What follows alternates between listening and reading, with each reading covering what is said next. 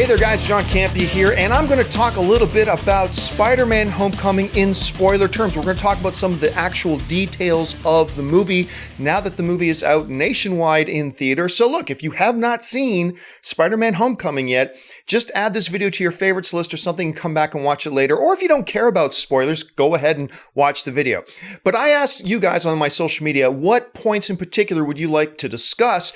And pretty much all you guys said the same 7 or 8 things, so we're going to do that. And we're going to start with Zendaya playing MJ. Now, of course, near the end of the film, she kind of reveals that her friends call her MJ. Now, I've got some people writing me saying, oh, so she's not Mary Jane Watson. And I got some people writing to me saying, oh, she's revealed as Mary Jane Watson. Look, I mean, this is just me. I have not spoken to the directors or the producers of Spider-Man Homecoming about this specifically. But to me, it's pretty clear she's not Mary Jane Watson. Like, her initials are MJ for sure, but her name is Michelle.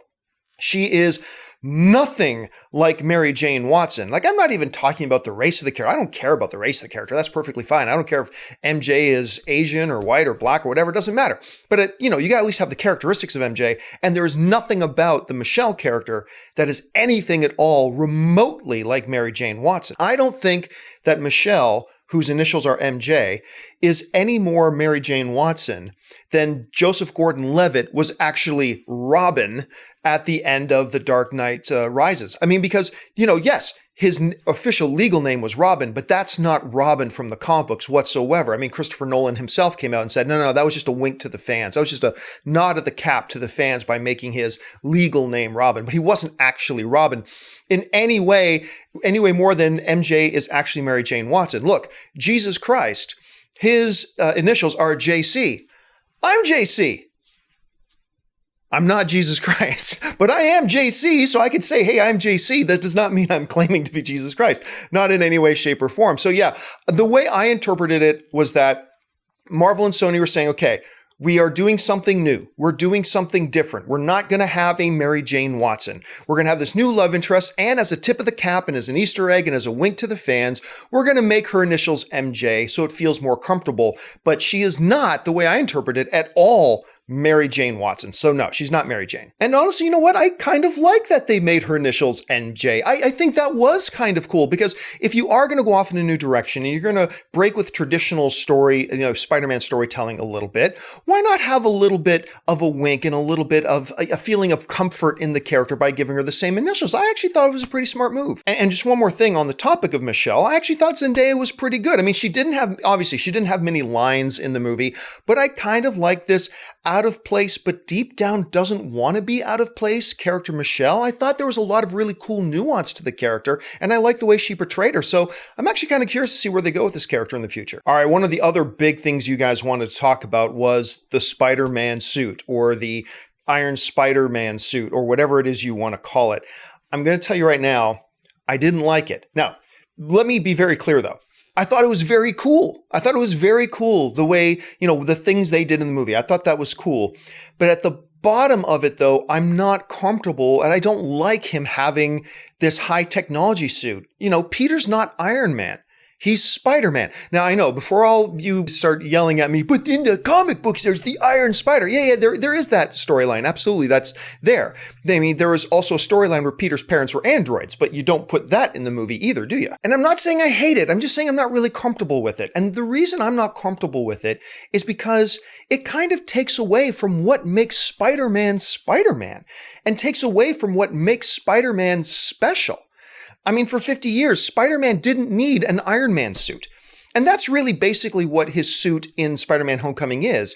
It's a miniaturized, thinner version of an Iron Man suit with a built-in heads-up display and computer and tactics and all this kind of stuff. And it's like, that's not Spider-Man. The essence of Spider-Man is just this kid who gets bit by a radioactive spider and now has these incredible superhuman powers, and that's what he relies on. I did not hate it. It did not take me out of the movie. I was just kind of disappointed a little bit with the decision to make Spider-Man and Peter Parker Tony Stark Jr. instead of of just celebrating him being Spider-Man. The third thing a lot of you guys wanted to talk about was the SpiderSense, or lack thereof. There is no Spidey sense in the movie. Now, they never said they wouldn't have Spidey sense sometime in the future or anything like that, but it is pretty notable in this film, Spider-Man does not have spider sense. And I might surprise you by telling you that I was okay with that. I really was. Now, yes, Spidey sense is like a core power, if not the most famous power other than, web slinging, that Spider-Man has. But really, when you think about it, it is kind of stupid. I know a lot of you just started screaming at me. I love Spidey sense in the comic books. I really, really do. But in this kind of movie, it just doesn't fit. Because when you think about it, everything that has to do with Spider-Man and his ability is pretty much in a, science fiction kind of world. Science. I mean, he gets by a radioactive spider, he gets bit by a spider, it changes his DNA in such a way that it gives him certain abilities and all this kind of stuff, and it's all kind of science-based. Even his suit is Tony Stark's science-based.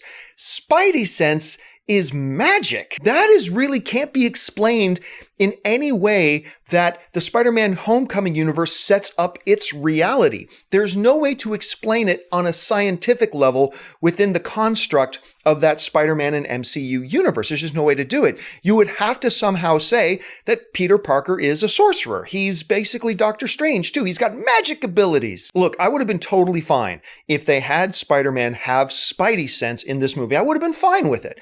But I also understand the reasoning for not having it, and honestly, I'm okay with the decision. Now, some people were asking me if I thought there were too many villains in the film, and to be honest with you, I really just saw there being one villain with a bunch of henchmen. It just so happens that the villain's henchmen happen to have names that comic book fans recognize, but really they weren't anything more than henchmen. They really didn't perform. They didn't have their own plots and schemes. They didn't really have further the story on their own. They didn't have their own arcs per se. They were all there in servitude, for the most part, to the main villain, which was Vulture. So I really thought it worked out fine. I didn't have any problem with that. Now, I've heard from some people complaining about the Ned character in Spider-Man Homecoming, saying, oh, he was too stupid. He said things that no person would actually say in those situations. Like, when he said, oh, Peter knows Spider-Man, all that kind of stuff. And to that, all I can respond is, are you kidding me? Of course he would. He's like 15 or 16 years old. Look, when we are 15 or 16, we are idiots. You were an idiot at 15 or 16. So was I. We all were. And current 15 and 16-year-olds are idiots. And I'm sorry, but in that type of social situation in high school, and you've got the hottest girl in school and blah, blah, blah, blah, you're damn right a character like Ned would blurt out, Peter knows Spider-Man.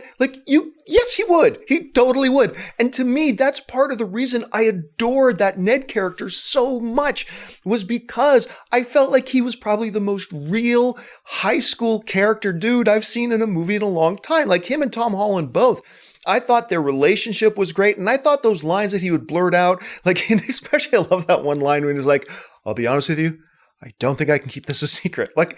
I loved it. To me, he brought a certain level to the movie that just made it warm. You know what I mean? The Ned character just made the movie, on top of being exciting or whatever, he made it warm and funny and all that kind of stuff too. But I love the character and I love the way they portrayed him. And then Pepper Potts shows up at the end. Who thought? Who would have known? Here's the really funny thing about the Pepper Potts thing. Me, Jeremy Johns, and Christian Harloff, we were all driving in the car together to go watch a screening of Spider-Man Homecoming. One of the people in the car goes, oh yeah, we're never going to see Gwyneth Paltrow in an MCU movie again. No, she's retiring. She's never going to be in another one of these movies. And then that was on the way to see Spider-Man Homecoming. And then we get there and poof, there's Pepper Potts popping up. And I know some people were kind of humming and hawing about Pepper Potts being back. I don't care. I love Pepper Potts being back. I love that character. More specifically, I love the dynamic that character brings out of the Tony Stark character. I really do. Now, just like everybody else in Civil War, when Tony Stark says, me and Pepper are taking a break, yeah, I thought too, yeah, that's it. Then we're never going to see Gwyneth Paltrow back in here again. Really, for the longest time, I have never liked the romantic relationship between characters in comic book movies until I saw, Iron Man and Pepper. I really thought on screen, the way Gwyneth Paltrow and Robert Downey Jr. played off each other, I thought it was fun and charming, and you could feel the love, and you could feel all that kind of stuff in there. And I thought it was great. So for me, I thought her popping back up at the end was a really pleasant surprise. I hope we get to see her again moving forward. Now, I've also had a couple people mention to me that they thought the way that Michael Keaton's character figured out and deduced that Peter was actually Spider-Man was a little bit too convenient and a little bit too easy.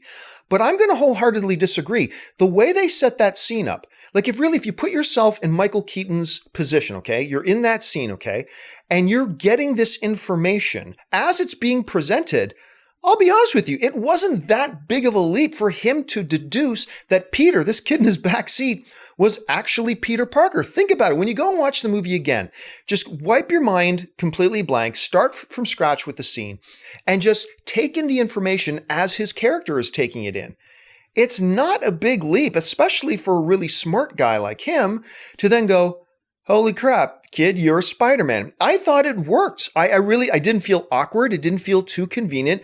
It actually felt pretty organic and natural. And it's like, yeah, that smart dude getting this package of information in this order and in this way, yeah, he would figure out that he's Peter Parker. So I had no problem with that. And before we wrap things up, let's talk a little bit about the end credit scenes. End credit scene number 1, the Aunt May discovering that Peter was Spider-Man. I thought it was great. And I actually loved the way it ended. I laughed out loud. Actually, it was one of the hardest laughs I had in the entire movie when Aunt May walks in on him changing out of his Spider-Man outfit. She's like, what the fuck? And then it cuts off there. I just about split my gut. I was laughing so hard at that. I thought that was brilliant. And then the final end credit scene, at least look, when I saw it at the press screening, they only showed us 2 post-credit scenes. For all I know, there were more, but I saw 2 of them. The one with Michael Keaton in prison. I thought that was a nice scene. And I've had a couple people write to me different theories. It's like, okay, is he not revealing that Peter's Spider-Man because he wants to kill him himself and he wants that revenge for himself? Or was he not revealing Peter's Spider-Man almost as a redemption thing, that no, he's got too much honor. Spider-Man at the end actually did save his life at the end, so he feels indebted to him. His daughter loved him. He was good to his daughter. I mean, I think there's a lot of good reasons to think both. I happen to tend to believe that it's a little bit of a mark of redemption that he's holding and hiding and keeping Spider-Man's secret. I think it's a little bit of redemption because he's grateful for everything that Peter did to save his life and save his daughter's life. Although you can make a really solid argument that no, he's just waiting until he can get out of prison and kill Peter himself. All right, guys, that'll do it for my spoiler talk on Spider-Man Homecoming. Are there some big questions or issues that I didn't address? Jump down to the comment section and let me and all the other viewers know. Hey guys, while you're here, make sure you subscribe to my YouTube channel. Helps me out a great deal. And also make sure you're following me on social media, on Facebook and on Twitter, simply @John Campea. That'll do it for me, guys. Thanks for joining me, and until next time, bye-bye.